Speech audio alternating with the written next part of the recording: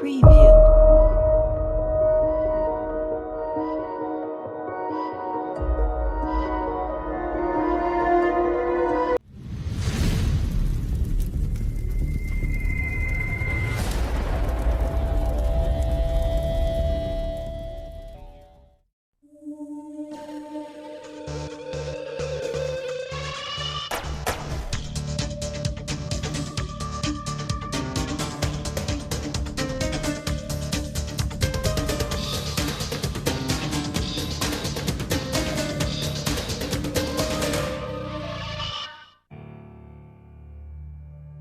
UFOs, unidentified flying objects.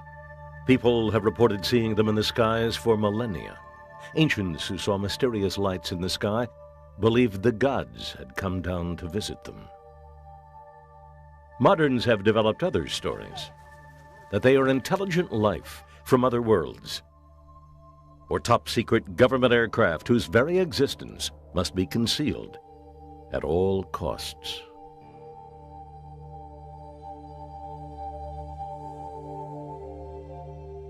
There is a small network of dedicated and sometimes fanatical people who search for answers to the UFO phenomenon. They cite thousands of UFO incidents throughout history as possible evidence of alien craft visiting Earth. Their nemesis, the United States government. UFO believers say the U.S. government routinely withholds information about unidentified flying objects, both to protect clandestine military projects and to keep sensitive intelligence about extraterrestrial technology hidden from the public.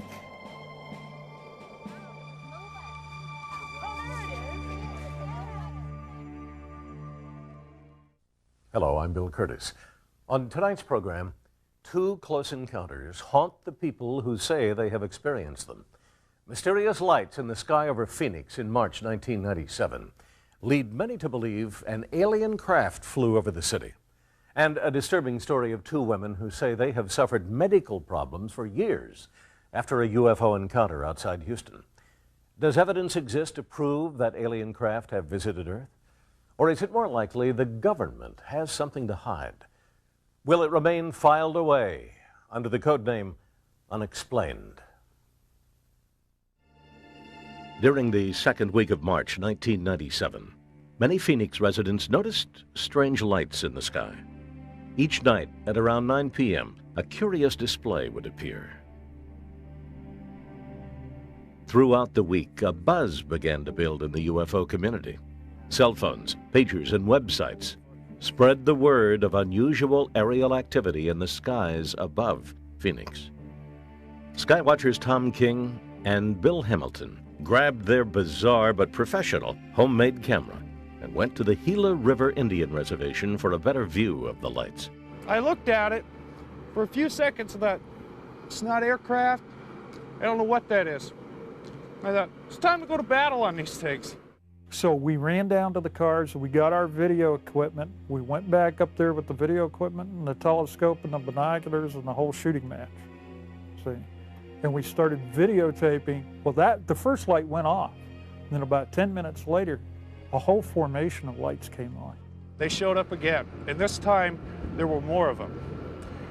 Then another light showed up, close to the location the first light originally did. And then a minute later, a woman screamed, "There's another one." I didn't know which one to film. They were so far apart. But then another one came on until there were four. I said, this is a major sighting. This doesn't happen normally. These things were close. They were about the size of your thumb with your hand extended of your thumbnail. They were like orange suns, very bright, but they illuminated nothing around them. I mean, nothing. There's four of them. Look at the three of them all together. I got the third one popping. Over to your left. There's one behind the chimney. Okay, one just squared up. I got four of them. Major sighting here. No, there's five. Oh! Another one just showed up. Whoa! Maybe somebody's setting up lights. No, those are in the sky. Holy. Mike Kristen watched the lights from a position 40 miles north of where Tom King was filming. For over 3 minutes, Kristen recorded the exciting display. So when I saw this light, I figured, well, I'm going to get it on tape, at least show it to somebody, maybe they can tell me what it is. Well, as I was filming this light, then all of a sudden, all this entire display and sequence of lights start to come on over here. It was like hitting the jackpot. Figure this one out. There's a double. There's a third one. I was pretty steady with the camera. The only mistake I made at court was going in and out with the thing, and I was starting to get blossoming in the lights. But then I called my wife, and she came out here, and she was pretty excited. And what I filmed was at 10 o'clock at night, and apparently sightings of the flyover occurred from 8:15 that night all the way to 10 o'clock. That there were many, many witnesses to it. Hey, Sue, take a look at this. Submitted for your approval. What have we got here? Oh my God! I hit pay dirt, finally. Well, that is a totally different configuration than we've ever seen before. Yep. No one knew what they were seeing, even those trained to watch the skies. A commercial pilot and his wife, an airline attendant, both were right under the baffling sight. They have chosen to keep their identities hidden.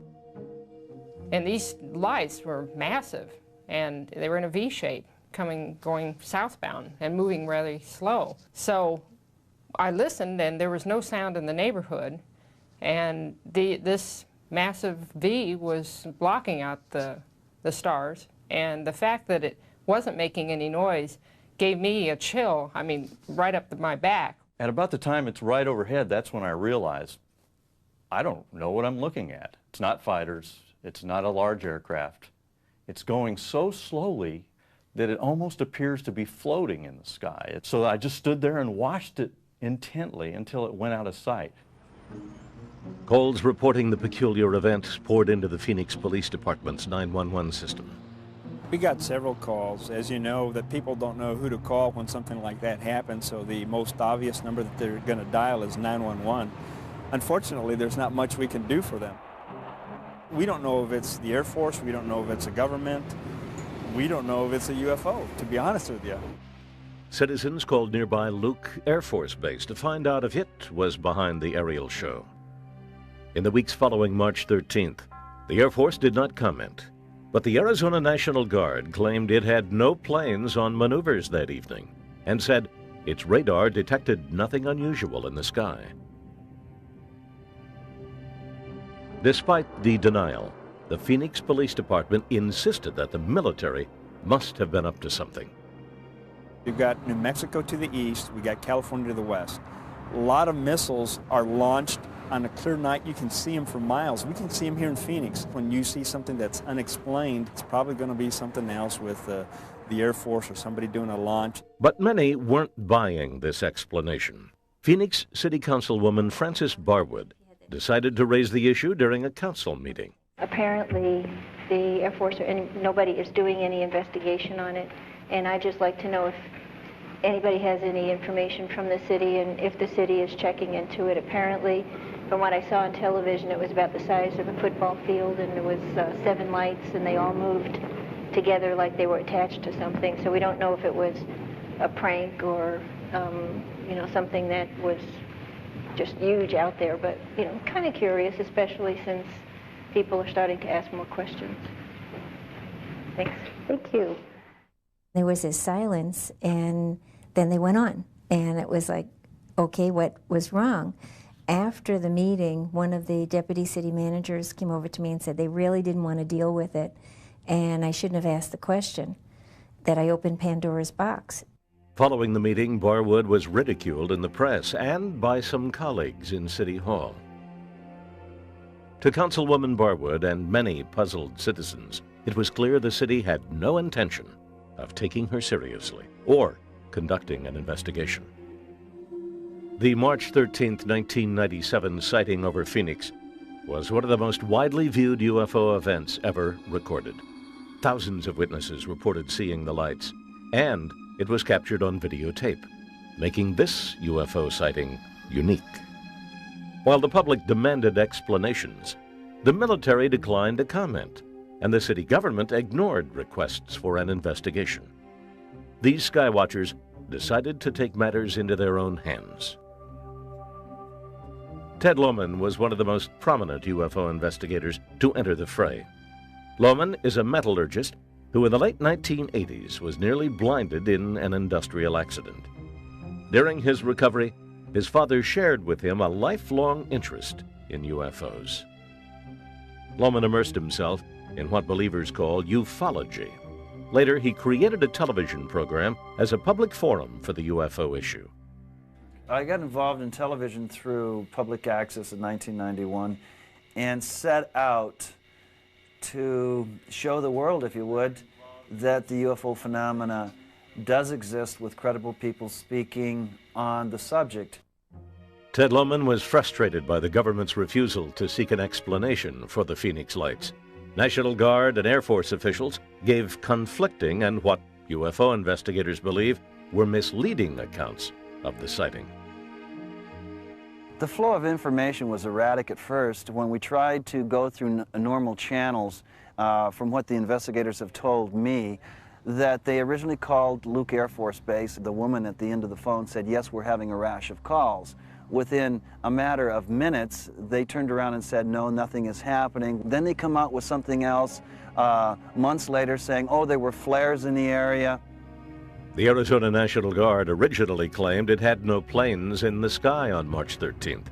In May, after USA Today published an article about the incident, it changed its story, saying the visiting Maryland National Guard had dropped flares over the Gila River Gunnery Range in training exercises. Lohman decided to have the Phoenix Lights home video footage analyzed to see if this new explanation could be confirmed. When I receive something like the Phoenix Lights, you have to take it to people that deal with this. So I either get in touch with Jim Dilatoso or somebody that is in the field that I feel competent that will look at this with an open mind and tell me what they believe that it is. Jim Dilatoso is a UFO enthusiast and president of a company which produces computer graphics for entertainment and aerospace clients. He frequently collaborates with UFO investigators, analyzing film and videotape of alleged sightings. We've been investigating UFO pictures for over 20 years for other investigators. We're like a police lab. We don't publish reports. We give information back to other investigators. We do it for people in Russia and Brazil and Florida and Canada and all over. So when the Phoenix Lights happened in March 1997, we opened it to the lab to investigate and measure it. Not trying to prove or disprove that it's an extraterrestrial spacecraft. I'm measuring for data. Dilatoso supports Lohman's belief that the Phoenix sighting can't be dismissed by the explanation of flares. So we can compare to airplane lights, car lights, hail-bop, flares, and see if we get a match. We didn't get a match. Geophysically, when we triangulate or quintangulate the 5 different videos that have been shot, we position it in a location that isn't even remotely close to where the National Guard allegedly set off flares. And that only lasted 10 minutes, the setting off of flares. This event happened for hours on the night of March 13th.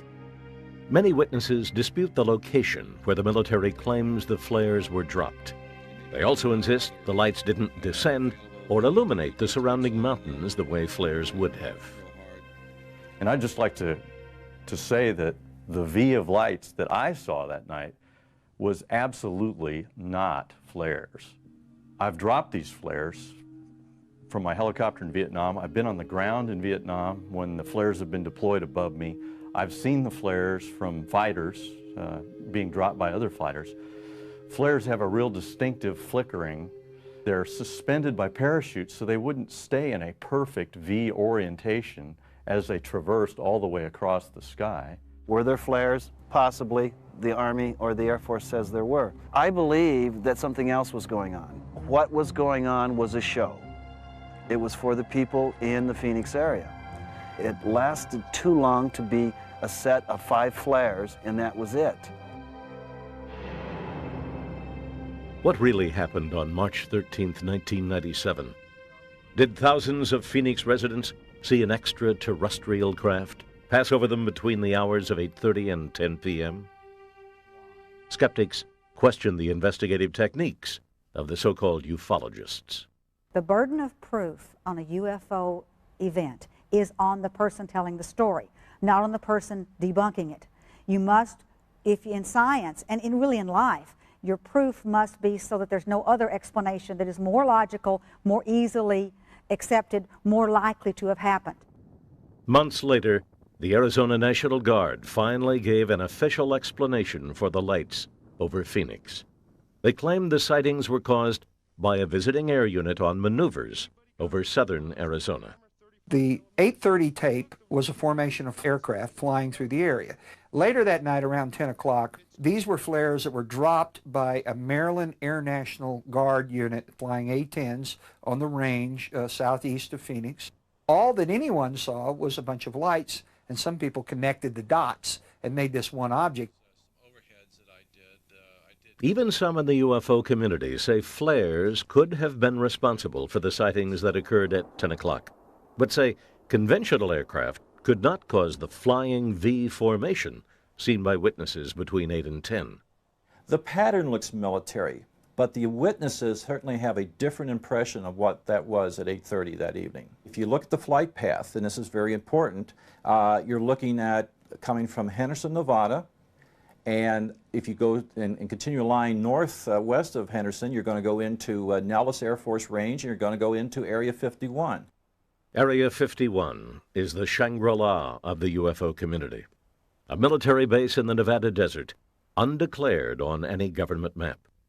The UFO community believes that the government hides many of its UFO secrets at the infamous base.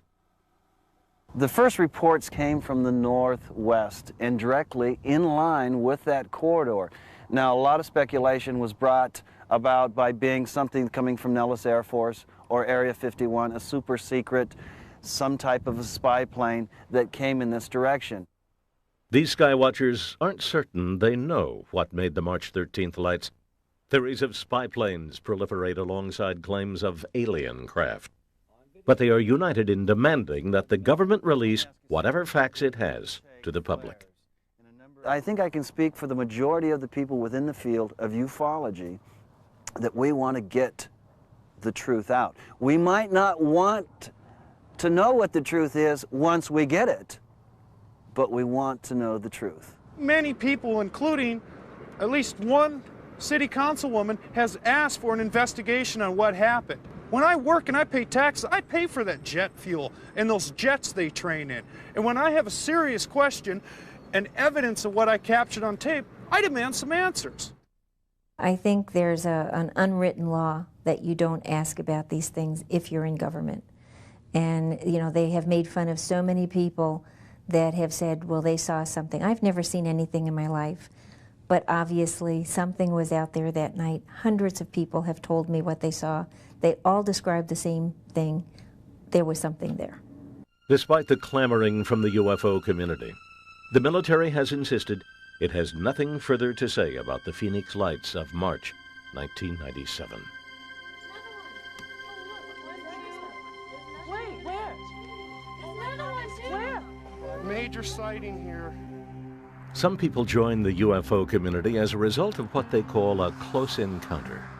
They believe they have seen aliens, an alien craft, or simply something they can't explain.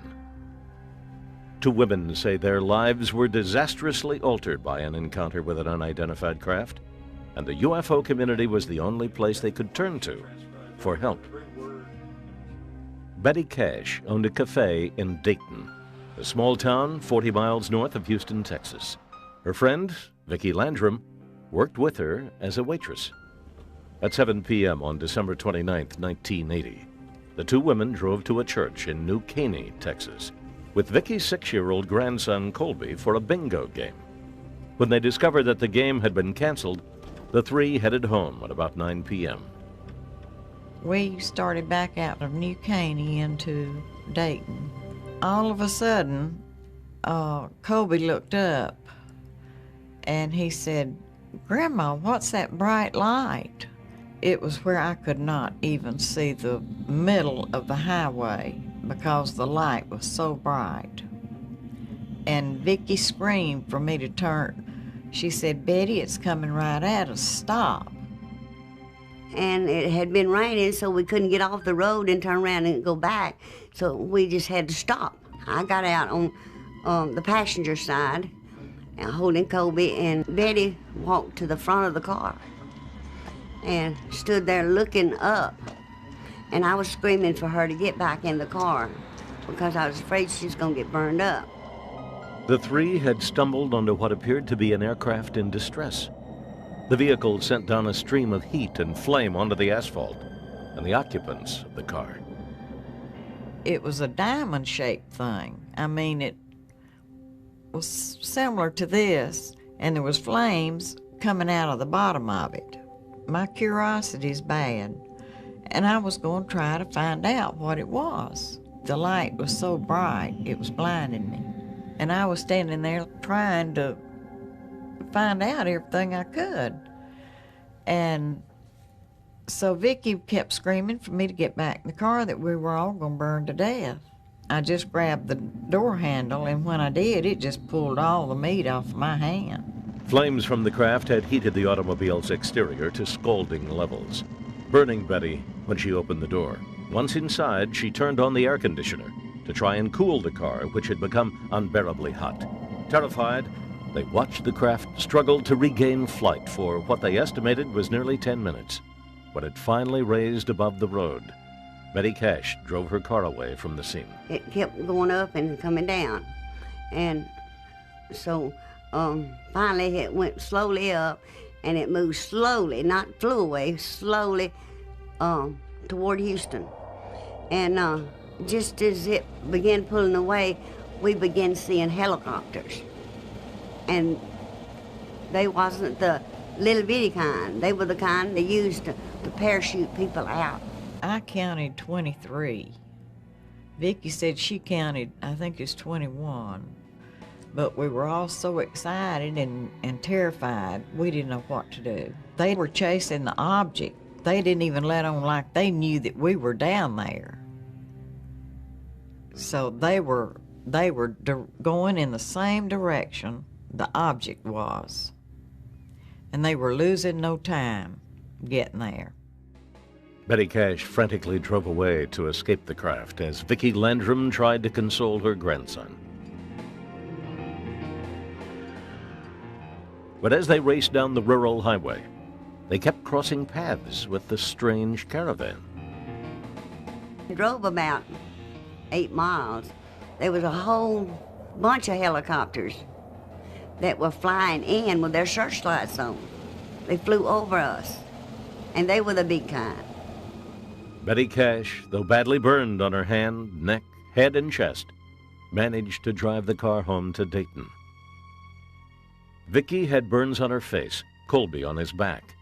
Dehydrated, the three consumed large amounts of water and told friends and families what had happened. Betty's 20-year-old son tried to convince her to go to a hospital to be checked out. When the local news carried nothing of the event, she decided to wait. He begged me to go that night, and I told him what had happened, and I said, "Toby, if we go to a doctor, they'll think we're crazy." I said, "I've got to go on to bed." So I did. I went on to bed, and I was so sick all night, up chucking. The next morning I woke up, and there was big gobs of hair on my pillow, and I had blisters just all over my face. For several days, the women refused medical attention, fearing they wouldn't be believed. When Betty's condition worsened, she relented, and all three went to the hospital. And we didn't know we were hurt that bad. And when we did go to the hospital, the little boy told him that, because I had told him I'd whip him, but the little boy said, "You can whip me now, but I'm going to tell the doctor what happened to us." Doctors were baffled at the source of the strange burns to Colby, Vicki Landrum, and the most severely injured of the three, Betty Cash. The illness that she suffered 3 weeks after her exposure was an absolute classic radiation injury. and she lost skin, she lost hair on the exposed side. She then had diarrhea, vomiting, and all the illnesses you get, and it was exactly on time. I don't think she would have made it up. And the other thing is, I don't think that she could have made it up because she didn't know it, and she's precisely on time for describing what would be a 2-gray to 3-gray radiation exposure. They kept asking me, how did I get burned? But I didn't have any earthly idea that the object was a probability of radiation. All I knew at that time was radiation was used for cancer. Betty remained hospitalized for over a month with her injuries. After her release, she could no longer work and was forced to close her restaurant. She has suffered only losses from the very beginning. She was economically devastated by the illness that she had after she was radiated. I've been giving her medication for years to try to help her out through all this. Later, she did get breast cancer and had mastectomies as well. All of this, she was uninsured. No one was going to insure her in the early 80s for any price, probably. Vicki Landrum and Colby's injuries, though not as severe, left them with lifelong skin and eye troubles. Desperate, the women wrote to Senator Lloyd Benston and Congressman Charles Wilson to ask for medical help and answers. I had received the letters back from Lloyd Benston and Charles Wilson telling us to go as soon as we were able to go, that Bergstrom Air Force Base knew all about it and they'd be glad to help us in any way that they possibly could. They said there'd be doctors up there that could help us. And we went up there, and they treated us very dirty. Officials at Bergstrom Air Force Base told them they knew nothing of the incident and informed them their only recourse was to try and sue the United States government for damages. Strangely, however, the military repeatedly attempted to purchase Betty Cash's vehicle, but she refused. As word of the incident spread around Dayton, Betty and Vicki felt ostracized by their neighbors. A minister offered to come to Vicki Landrum's home and pray with her alone, but she refused. It was then that the women turned to the UFO community for help. Betty Cash and Vicki Landrum have been ridiculed and ignored since their alleged 1980 encounter with an aircraft. But the UFO community refuses to let the case die. John Schuessler is an aerospace engineer and deputy director of the Mutual UFO Network. MUFON, as it's called, is a worldwide organization of UFO believers who study and investigate sightings. The women contacted him several weeks after the incident. Schuessler was curious but skeptical until he met Betty Cash. She took her wig off, and she had big patches of hair missing from her head. And that was so shocking, and I said to her, I said, look, something very serious happened to you. And if you're openly honest with me and give me the information I'm looking for, I'll stick with you to the very end. I said, I need to talk to the other people that were involved in this case. And so I called Vicki Landrum, and I talked to her and her grandson, Colby. We asked them, why did you just go home after this incident happened? And they said, well, you've got to understand what happened. They were, what you might say, healthy Texas stock people. When something happens, they tough it out. They don't just run for help. Mrs. Landrum said, we always tough it out. I never go to the doctor. I never go to the hospital. I don't take medicine. When I'm ill, I tough it out. And so that's kind of what happened in this case. Convinced of their story, Schuessler agreed to look for answers. Then we went out to the site where this happened. They had never been back. We took them out one at a time. They each one took us right to the very place, even though they'd never been back from that night, because they'd been too ill. And we walked through the scenario, and we timed it, and we understood what happened, and we looked at the roadway that was burned and the trees that were burned. And we saw the emotions in these people when they got back to the place. They just broke down, completely broke down, cried. And they were so frightened from it, they still didn't want to be there. And after that, we decided, well, we'll let them go home, and then we'll start walking the roadways. Schuessler began to canvass the area for witnesses to the incident. His investigation revealed that a Dayton police officer and his wife saw military helicopters in the sky on the night of December 29, 1980.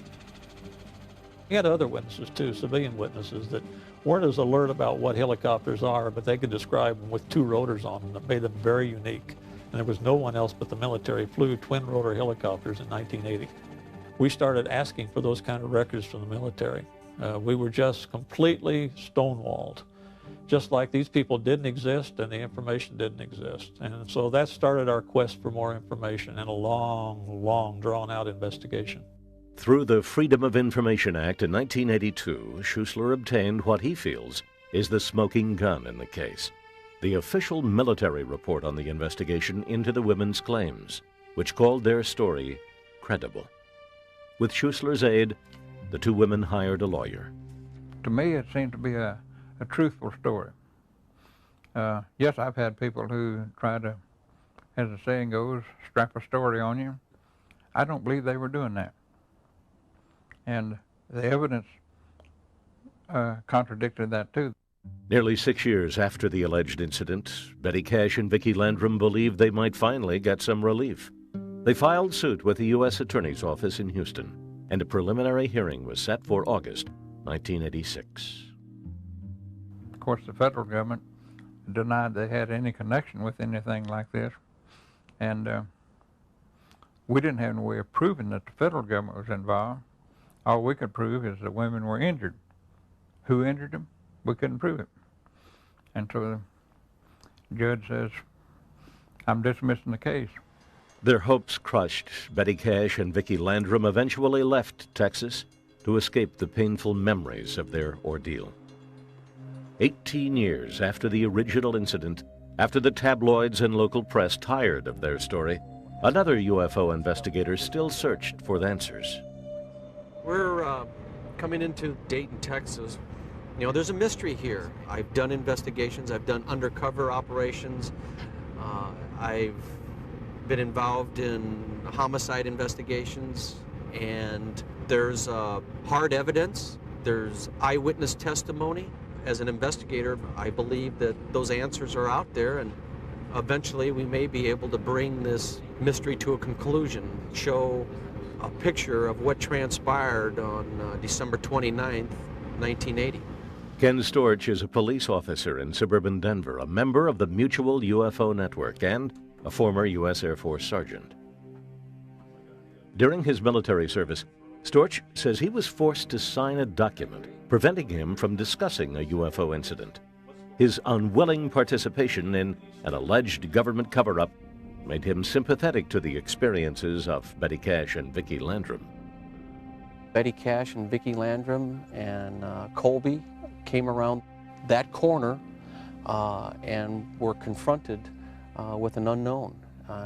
There was an object that was brilliant, diamond-shaped, emitting a high intensity, they say a flame, light of some sort, a power source. According to Betty Cash and Vicki Landrum and John Schuessler, the craft, when it came down from the sky, irradiated an intense heat, causing the blacktop to bubble, melt, contaminating the surrounding area.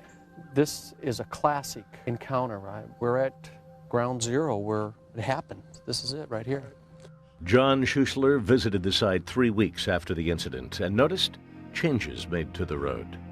We went back out a few weeks later and looked, and that section of road was dug up and replaced, completely replaced. We contacted all of the road agencies around, state, city, county, and all of them said, we haven't worked on the road. We found some witnesses that said they did see people working on the road, and the trucks that were hauling the stuff away were unmarked.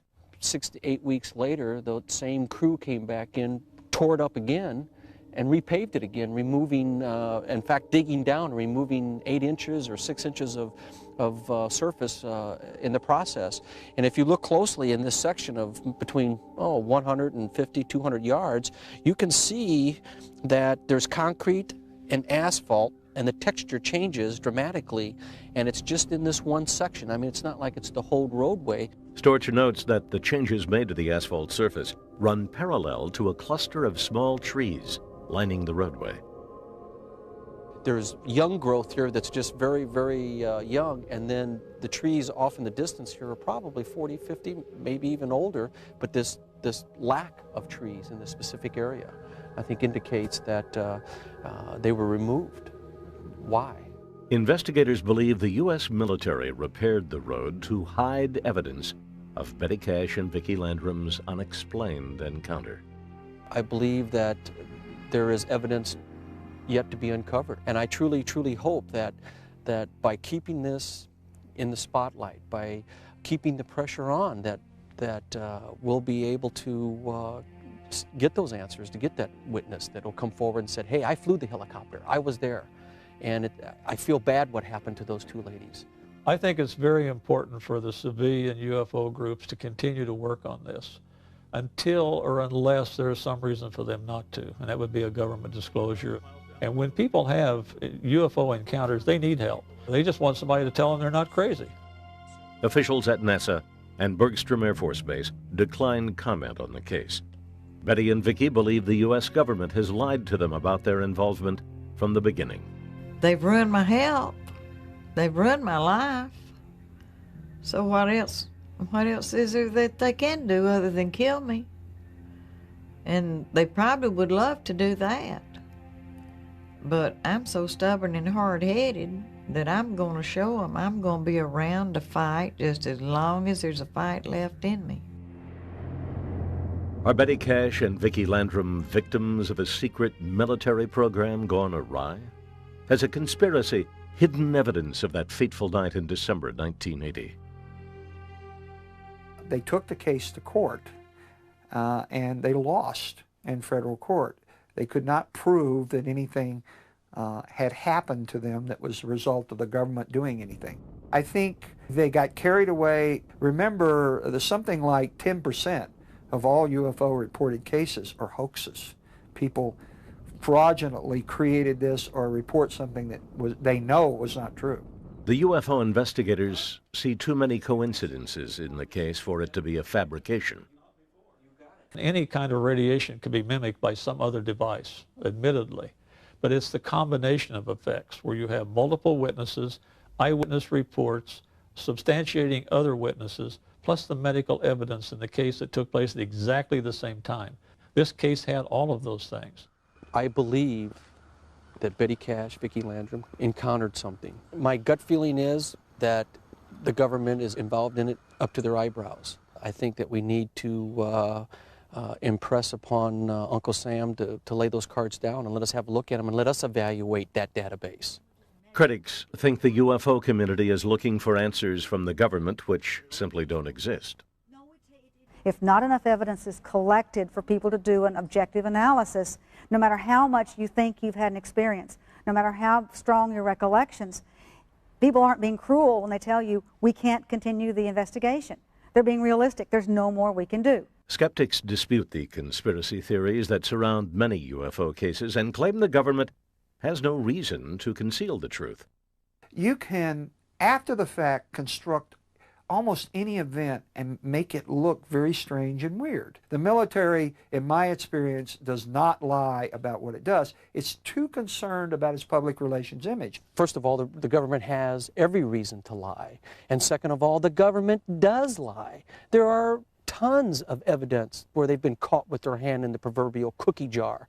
The Alabama incident involving the black males that were subjected to testing, the GIs that were taken out into the desert in 1940s and 50s and subjected to atomic blast, and the government is turning their back. I would say to this gentleman that crap. Across the United States and around the world, UFO enthusiasts meet to swap stories, share data, and commiserate over the government's unwillingness to comment on these mysterious phenomena. One of the most vocal critics of government secrecy is retired Sergeant Major Robert Dean. He held a high position during the 1960s with NATO. Dean says he saw a top-secret military document containing information about UFO incidents, which he claims nearly brought about World War III. The document essentially dealt with the NATO study of the reality of extraterrestrial intelligence. the UFO matter. Now, there were large circular metallic objects flying all over Europe. They would fly in formation and they would disappear off of NATO radar over the Norwegian Sea. This issue had almost caused we and the Soviets to go to war at least a half a dozen times over the years for the wrong reasons. Once I realized that this was a reality and not myth, legend, it had an impact on me which I've never quite gotten over. Dean and his wife Cecilia have formed an organization to educate and lobby for congressional hearings on the UFO issue. Stargate International literally is an international organization devoted to one basic thing: bringing out the truth of the UFO and the extraterrestrial intelligence issue, which has been covered up and sat upon and denied for so many years by not only our government, but practically every government on this planet. The time has come for the American government to tell the people the truth. Our goal has been to influence government, to influence Congress, to hold congressional hearings, and to do it perhaps not for them necessarily to release UFO materials, modern UFO evidence, but at least to give us a forum in which we could release it. Robert Dean believes that the government's policy of denying the existence of UFOs and withholding evidence violates our constitutional rights as U.S. citizens. I swore an oath to give my life, if necessary, to defend the United States Constitution. I didn't take that oath lightly. I've been through a whole bunch of wars, some that you know about, some you don't even know about. And it's become very clear to me that our constitutional process is literally endangered by this lying, by this cover-up, by the 50 years of deceit and deception. Dean believes the government has hundreds of stories it has yet to tell about UFO encounters. According to Dean, the 1997 U.S. Air Force press conference revealing facts about a 1947 crash of an alien craft in Roswell, New Mexico, was yet another deception. We are very, very proud of this report. We think in our office that this answers lots of questions, and it answers them logically and with integrity. Look at the absurdity of what the Air Force has had to say recently about Roswell. First it was a balloon. No, it wasn't a balloon, and yet, yes, it was a balloon, but it was a different kind of balloon. Now the story is that, oh, they were dropping crash dummies without bringing it out in the air, that was 10 years later. I say to you and your generation and to your viewers that you people are not going to take this anymore. Is the United States government withholding secrets from its citizens about UFOs and extraterrestrial life? I held a top secret code word security clearance. It's the highest security clearance that you can hold. I do not believe that the military can keep secrets for significant periods of time. Certainly secrets that a lot of people would like to know about, like UFOs. Lots of people make claims about various things the military is doing or has done, but they can't produce any evidence. The UFO community passionately believes the government is hiding these secrets and evidence of extraterrestrial visitation. We're standing right outside of basically one of the openings here at Area 51. A lot of mystique surrounds it. We don't know who runs it. The government has denied knowing anything about it, but yet it becomes one of the most top secret government bases in the world, stuck out here in the middle of nowhere. My feeling, my take on it is that out there in the desert there's probably some bones buried, literally. Crashed vehicles.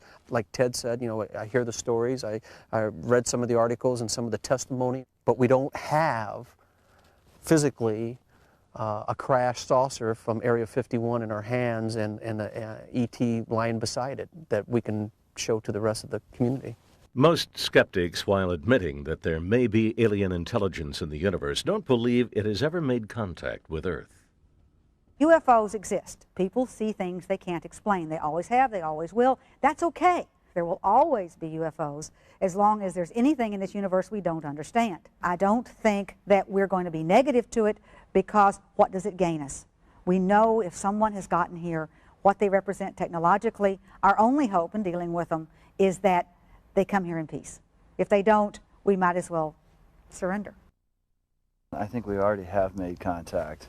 I believe that they're walking on this planet as we are ourselves. And maybe in the millennium that's coming up, maybe through social changes and through government changes, we'll be able to readily accept those that are coming and haven't arrived and those that have arrived and we just haven't been able to notice them. For the UFO community, it's not a question of whether we make contact, it's when. These skywatchers will keep their eyes on the stars and pressure on the government in their search for indisputable proof of an alien craft. For the rest of us, the truth about who inhabits the heavens and what secrets the government may be holding will probably remain unexplained. I'm Bill Curtis.